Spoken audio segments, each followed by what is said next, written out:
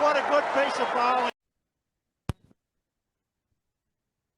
So, hi all, welcome again to For the Love of the Game cricket podcast. So, I have Prakash with me today. So, we are one member down. So, he will be back in the next episode. So today we are basically gonna talk about life beyond, say, Rohit Sharma and Virat Kohli, especially in T20 cricket. Nowadays, we are seeing that the Indian selectors have been selecting a really young squad, full of upcoming talented players. So looking at this ongoing India West Indies T20 series. So it has been a good series so far. It has not been one-sided. So West Indies has fought really well. They are 2-1 up, I think. Yep. And so looking at this squad, so few members which I feel we can look ahead to in the say the 2024 T20 World Cup, because that's the next big tournament after this year's World Cup.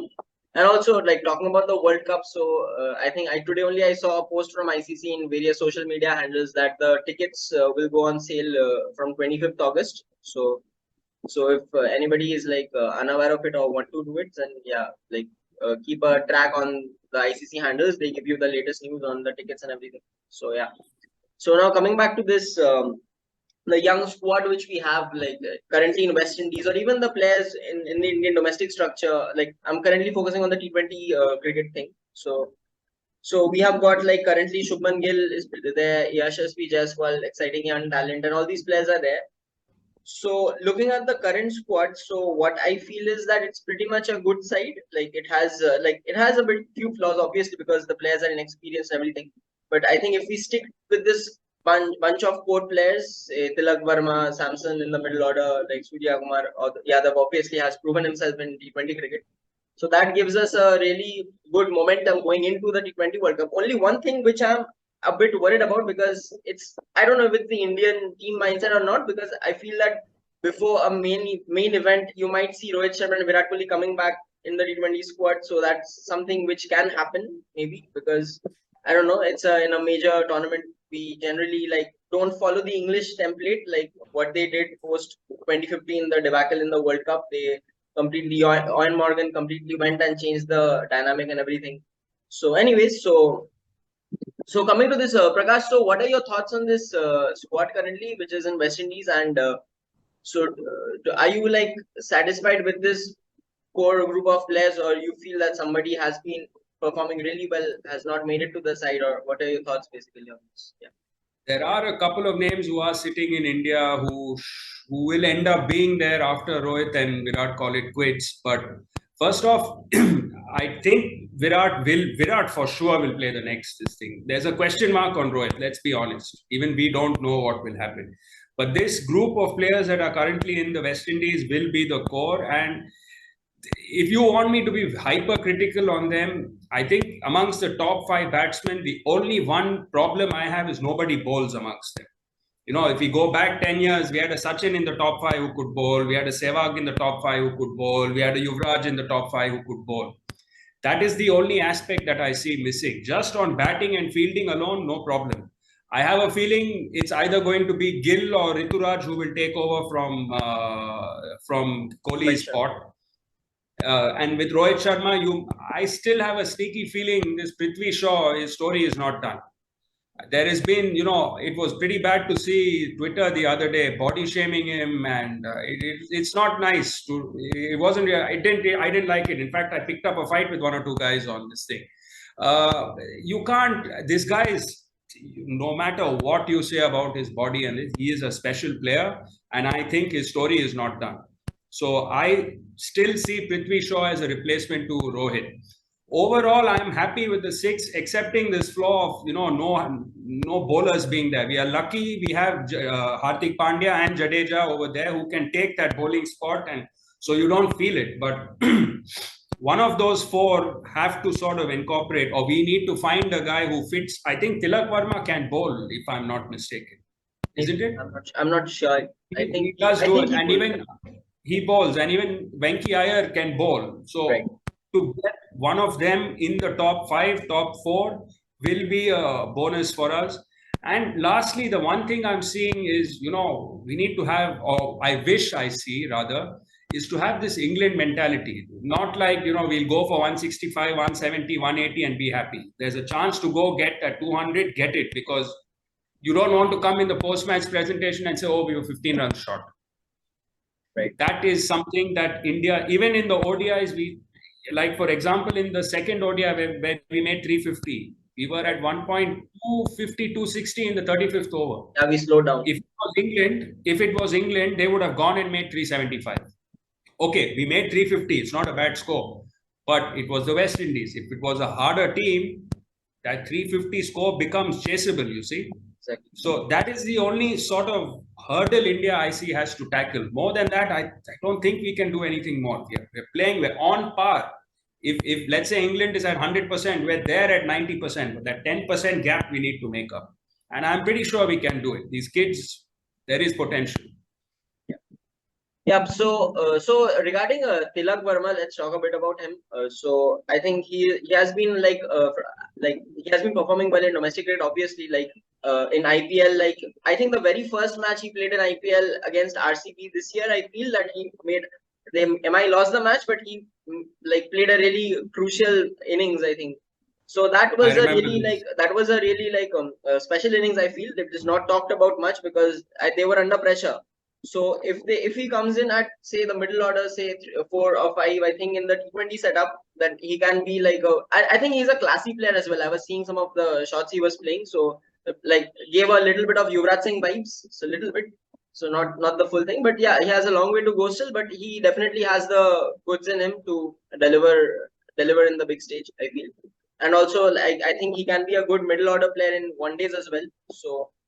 So this is something which we can look forward to. So all the best to him as well. And so coming to the bowling side of things, so the middle order more or less few players who are right there competing right now are Samson, Sky, Tilak Verma, and I think Venki Iyer if he plays, or maybe Hardik Pandya, and all these. The middle order looks more or less I won't say sorted, but there are options over there. Yeah.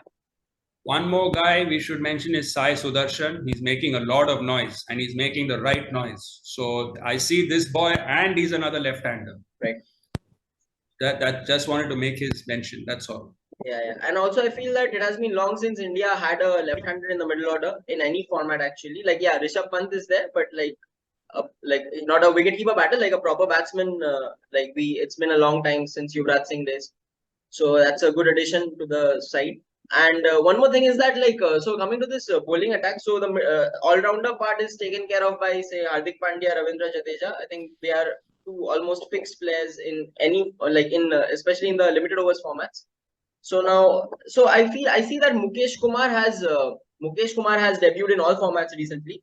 So somehow I feel that he is not the kind of bowler you would want in T20 cricket. Maybe Test cricket, especially in swinging conditions and seaming conditions, he's a very good addition.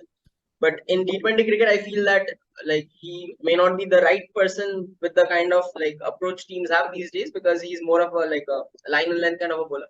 So yeah, so Bumrah will definitely come back. So this is looking ahead at the 2024 year basically. So Bumrah will definitely play if he's fit.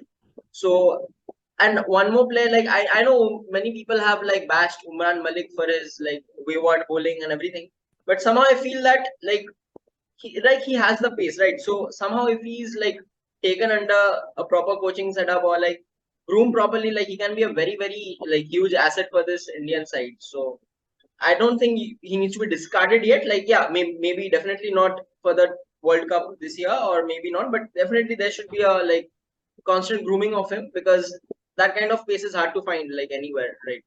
So maybe Bumrah, Umran Malik you keep, and some other pacers, maybe Prasidh Krishna can be a good addition. Maybe he has the different kind of a bowler. I'm looking for some variety here basically. And in the spinners, you can obviously Kuldeep Yadav is bowling well right now. Kuldeep Yadav, I think Yuzi Chahal will always be in the mix, and Ravi Bishnoi is another good addition. So I think he has now overcome the Yuzi Chahal's place. I think he is the first leg spinner we are looking ahead right now. So anyway, so what are your thoughts on the overall bowling setup for this Indian side? With the bowling, you mentioned all the names, and there is nobody else who sticks out. But the only problem with these bowlers is they don't know how to bat. That is something they all need to work on. if they can, I think they're reasonably okay fielders. They're okay with their craft of bowling. No issues over there. And you forgot Arshdeep also. Arshdeep will definitely be a part of the, and also Siraj. We can't Definitely. forget that you need 4 or 5 pairs. I think Prasidh, Bumrah, Siraj, Arshdeep, and probably I think Shami will have one more season, maybe. You know, you need these five and then pick probably three out of them. Spinners we are okay, but again, none of these guys bat. That is, if you want to go and win the title like England and Australia, look at what Australia are doing and the team they've picked. Half their players are new. We'll talk about Spencer Johnson or something. I'm pretty sure you know 1 run in 20 balls he's given. So we need to find somebody like him. I'm sure there are bowlers like this. Coming back to Umran, for an Indian subcontinental bowler, they don't get wickets to bowl on. Pace is great, but when you have flat decks and you bowl to good players, once in a while, pitai to hogi boss. You have to be ready with it. And that's how he will learn. I think from next year onwards, or probably even this year onwards, you'll hear a lot of Umran Malik in the side because they will have to rotate Bumrah and Shami and the others to get maximum, like how England did with Stuart Broad and this thing. We've got to start treating Bumrah and Shami the same way and manage their workload, which will create opportunities for people like Umran and Prasidh Krishna and Mukesh Kumar in time to come. Yeah. So, I have a question here. So, you said that we have to manage, say, Bumrah and Shami and all these players. So, I agreed with your point. So, what do you do? Do you Ben Stokes has quit ODI cricket? I feel, yeah. So, do you see Bumrah giving up on ODI cricket completely, or do you see him playing all formats, but choosing and picking series to play in? So, how do you go about that? I don't know what the right word is, but I think if I was Bumrah, I can answer you on that. I would give up. I would play this ODI World Cup as my last World Cup because the next one is 4 years later. Right. In 4 years' time, he'll be 30 plus. By then, there will definitely be another younger kid. So it makes sense for him to give it up. Let's be honest. I've mentioned this before. No one's going to give up T20 and IPL. They make too much money, and there's nothing wrong in it. A fast bowler's career, in fact, a sportsman's career is a 10, 15-year-old career.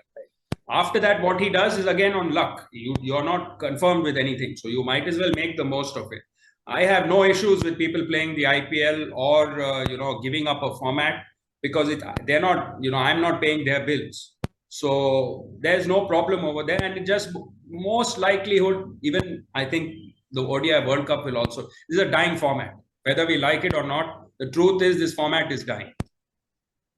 Yeah, valid point. And so I think the main issue which India needs to tackle right now is the batting depth in T20 cricket because we have got after say 5, 6, 7, it's a huge shift. If we see at England and Australia, all these players, they can contribute 20, 30 runs easily. Even I think number 10 batsman will be able to score 20, 30 runs. So we even saw that in the Ashes. Todd Murphy was pretty much handling himself really well in such conditions. So anyway, so this is the basic gist of how things are looking for India, looking a bit ahead to the 2024 T20 World Cup. So apart from this, what are your thoughts on say someone like Washington Sundar? So I think he has kind of disappeared after the GABA heroics. So I think it's not that he has not performed badly or something. It's been injuries, many things have come up. So I think that when we saw that GABA innings, even with the ball and even the runs he scored, right, the partnership with Shardul Thakur in that Test match, which actually helped India put a good score in the first innings as well. So anyway, so what are your thoughts on him? So can he be a decent addition to this lower when we talk of this batting depth? I think a player like him can add a lot of batting depth down the order, after say a Jadeja or a Pandya. So how do you look at him as a impact player or say? See, the thing with Sundar is I followed his career pretty closely because his father runs an academy over here. He was actually a batsman. When Dravid and when he came close to the Indian setup, the Ranji setup, people told him very frankly that you need to do something else. You need to bowl. That's why he became an off spinner. So, he's not a classical, he just comes and bowls flat. In India, because we've got at the moment Ashwin, Ravindra Jadeja, and Aksar, and Kuldeep also, who doesn't get a chance. he can only play as a third spinner, but who has to be an all-rounder. So in India, that becomes his role. He doesn't become here nor there, because in India, you know how it is. We are always scoring runs, so he doesn't get a chance to bat unless we do badly. He becomes a little bit more sort of potent overseas, but then until Ashwin and we can only play one spinner. We will bench this thing, Ashwin at times. So Sundar will take until Ashwin and Jadeja don't retire, or at least one of them don't give up the game. Sundar's inclusion in the team is very, very difficult. But as a batsman, he is something else. He is a very, very good bat. That I will say. Yeah, I still remember that. I think Nathan Land, he didn't look at the ball and just No look, the no look shot. Yeah, that was special. Yeah. So yeah, so what can we do about this? Say the bowlers not being capable enough to bat. Say UZ Chahal or someone like. So what can they do? Can it be improved right now? Do the coaches, the batting coach, work with them in the nets and teach them how to bat from scratch? Or what is the solution over there? Are you just look for different players, or what's the workaround for that? Okay, about UZ Chahal, I'll tell you a quick story. There was a Ranji match he played. I think he was the number 10 batsman, and his partner was on 100, was nearing 100. He played 72 balls for 0 runs. Okay. His partner got to 100, but when he went to hit a boundary, he got bowled. Okay. So he can survive there, but for Chahal to become that power hitter is asking for a little too much. Let's be honest. Kuldeep, he's done a lot of work on his batting. You can see it. So I think the criteria should become that, okay, if you are a bowler like Bumrah, you can't bat. And again, even in his case, he's worked very hard on his batting. But he's still a number 11 in this setup, at least in T20s. So you can give Bumrah that exclusion because he can take a wicket pretty much at will. But the others, you have to demand that they bat. And if they don't, then they just don't get picked. Simple. And honestly, you should demand the same of some of the batsmen too. Because you can't go into a T20 match with 6 bowlers. If 1-2 get hit, then the captain is sort of worried and, you're bowling stuff that is all over the place after that. So to develop a sort of core of the same way you need depth in batting, you need a little bit of depth in bowling too, in my opinion. Yeah. Yeah, I think it has actually been a bit of a thing to notice that the batsmen don't bowl because if we look at the previous era, say when Saurav Ganguly was the captain, so even Virender Sehwag, Sachin Tendulkar, everybody used to bowl, right? So even Rohit Sharma used to bowl a bit in his early days. I feel that he's not even doing that. So I think it's a bit of a shift in what they want to do. I don't know what that is. But anyways, so hoping for some more all-round performances kind of a thing. Actually, because that kind of thing actually helps a lot in T20 cricket, especially the shorter the format, the more you need options. I feel that because in Test cricket you actually pick the best people to do certain set of jobs like bowl, bat, etc. So you can't be expecting in Test cricket part-timer to pick you wickets, right? So, but in T20 cricket, that one over for 4 runs or 5 runs can make a huge impact to the end game result as well. So that's something which India team needs to look at. So apart from that, from my side, I don't feel they are doing right. Yeah, keeping Virat and Rohit aside, I think they are taking a right call right now. Yeah, if things go down that badly, then obviously they can pull them back in before any main event or something. But I think it's a very good time to actually try out new options with 1 year to go. But trying the same things in the one-day side with a few months to go, that's a different story. We will pick up that maybe in the next episode when we do the Asia Cup preview and all these things. So, but looking at the T20, what they are doing with the team, I feel it's a very wise decision. Trying new players, but I hope that they give a long run to players. It's not that you just play 2-3 matches, not performing, change them. So if they are given a longer rope, I feel that we have a decent core group building up. Looking at the World Cup in West Indies, 1 year down the line. So, any more thoughts you have on this young Indian side you would like to add? Basically, it's not on the side, but this week Rohit Sharma gave a pretty candid interview and he admitted, we've got problems here, we have issues here. Rather than look at it saying that he is this or that, I am actually happy that he's spoken openly about it, rather than keep it hush-hush and then later a big bomb explodes that this happened, that happened.